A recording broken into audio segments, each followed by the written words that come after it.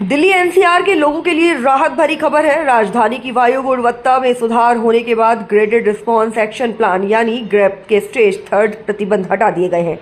केंद्रीय प्रदूषण नियंत्रण बोर्ड यानी सीपीसीबी के अनुसार दिल्ली का एयर क्वालिटी इंडेक्स यानी AQI अब 213 दर्ज किया गया है, जो गंभीर श्रेणी से सुधरकर खराब श्रेणी में आ गया है।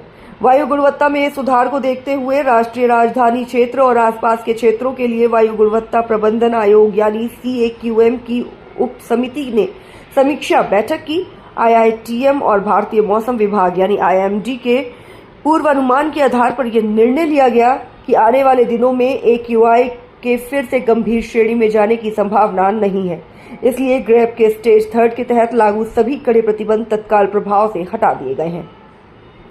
गौरतलब है कि 6 जनवरी को AQI 400 के पार पहुंचने के बाद स्टेज 3 लागू किया गया था। उस समय दिल्ली की हवा बेहद खराब हो गई थी।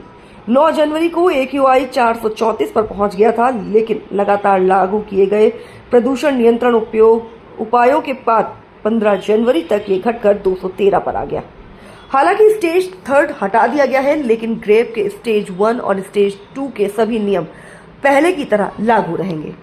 इन नियमों के तहत सड़कों की रोजाना मैकेनिकल और वैक्यूम मशीनों से सफाई, पानी का छिड़काव और डस्ट सप्रेसेंट का इस्तेमाल, निर्माण स्थलों पर धूल नियंत्रण के कड़े इंतजाम, होटल और ढाबों में कोयले और लकड़ी के इस्तेमाल पर रोक, केवल बिजली या स्वच्छ ईंधन आधारित उपकरणों का उपयोग, निजी वाहनों को कम करने के लिए पार्किंग शुल्क बढ़ाना और डीजल जनरेटर के उपयोग पर सख्त नियंत्रण जैसे उपाय जारी रहेंगे।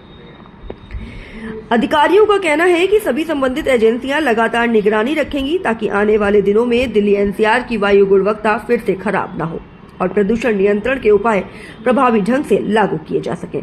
फिलहाल इस खबर में इतना ही। ऐसी ही महत्वपूर्ण खबरों के लिए जुड़े रहिए। धन्यवाद।